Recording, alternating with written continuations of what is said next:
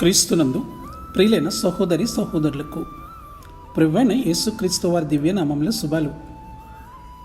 నూతన జీవిత అనుదిన దైవ ధ్యానంలో జవాబుదారితనము లేఖన ఆధారమైనది.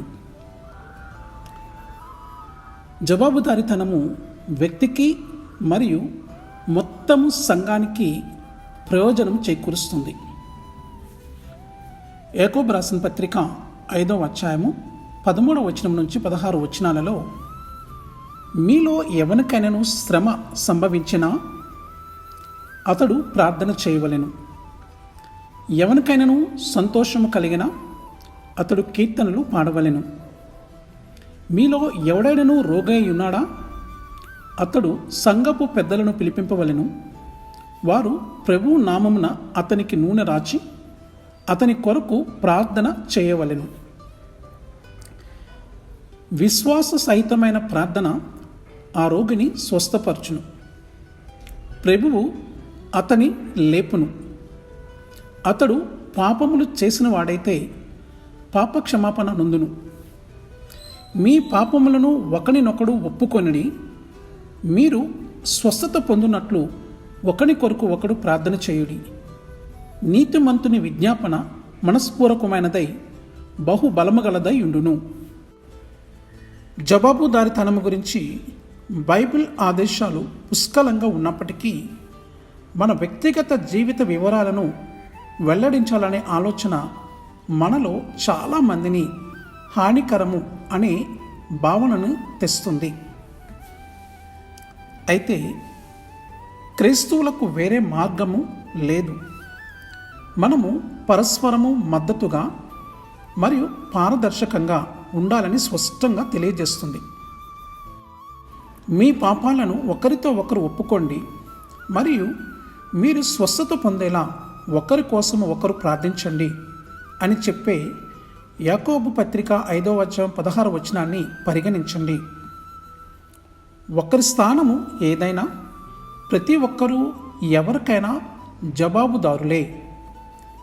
ఇది నాయకులతో సహా మొత్తం విశ్వాస కుటుంబానికి వర్తిస్తుంది. ఉదాహరణకు, సంఘ సభ్యులు ఒక పాస్టర్ నుండి దిశానిర్దేశం తీసుకుంటారు. హెబ్రీయులకు రాసిన పత్రిక 13వ అధ్యాయం 17వ వచనంలో, మీ పైన నాయకులకు విధేయులై వారికి లోబడి ఉండండి, ఎందుకంటే వారు లెక్క అప్పగించే వారిగా మీ ఆత్మలను కాయిచున్నారు. వారు దుఃఖముతో కాకుండా ఆనందముతో దీన్ని చేయనివ్వండి. మరియు పౌలు ఒకరి కొరకొకరు లోబడి ఉండాలని మనకు చెప్తాడు.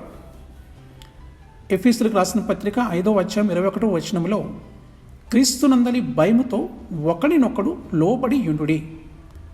అతను స్వయంగా సంఘానికి జవాబుదారుడిగా ఉన్నప్పుడు అపోస్తల కార్యములు 14వ అధ్యాయం 27వ వచనంలో, వారు వచ్చి సంఘమును సమకూర్చి దేవుడు తమకు తోడయుండి చేసిన కార్యములన్నీ అన్యజనులు విశ్వసించుటకు ఆయన ద్వారము తెరిచిన సంగతియు వివరించిరి.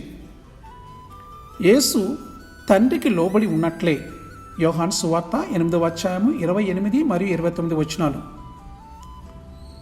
అపోస్తలులు యేసు అధికారంలో ఉన్నారు. బైబిల్ కూడా సంఘము ప్రభువైన యేసు క్రీస్తుకు విధేయత చూపిస్తుందని మనకు చెబుతుంది. ఎఫెసీయులకు రాసిన పత్రిక 5వ అధ్యాయం 24వ వచనంలో, కానీ సంఘము క్రీస్తుకు లోబడినట్లే భార్యలు కూడా ప్రతి విషయంలోనూ తమ భర్తలకు లోబడి ఉండాలి. ఈ పరస్పర జవాబుదారితనము ఆరోగ్యకరమైనది, వ్యక్తికి మరియు మొత్తం శరీరానికి ప్రయోజనం చేకూరుస్తుంది. కాబట్టి ప్రియ దేవుని బిడ్డ, జవాబుదారితనము లేఖన ఆధారమైనది అని గ్రహించి ఒకరికి ఒకరు జవాబుదారితనముతో ఉందాము. అట్టి కృప దేవుడు మనకందరికీ దయచేయునుగాక. Amen. God bless you all.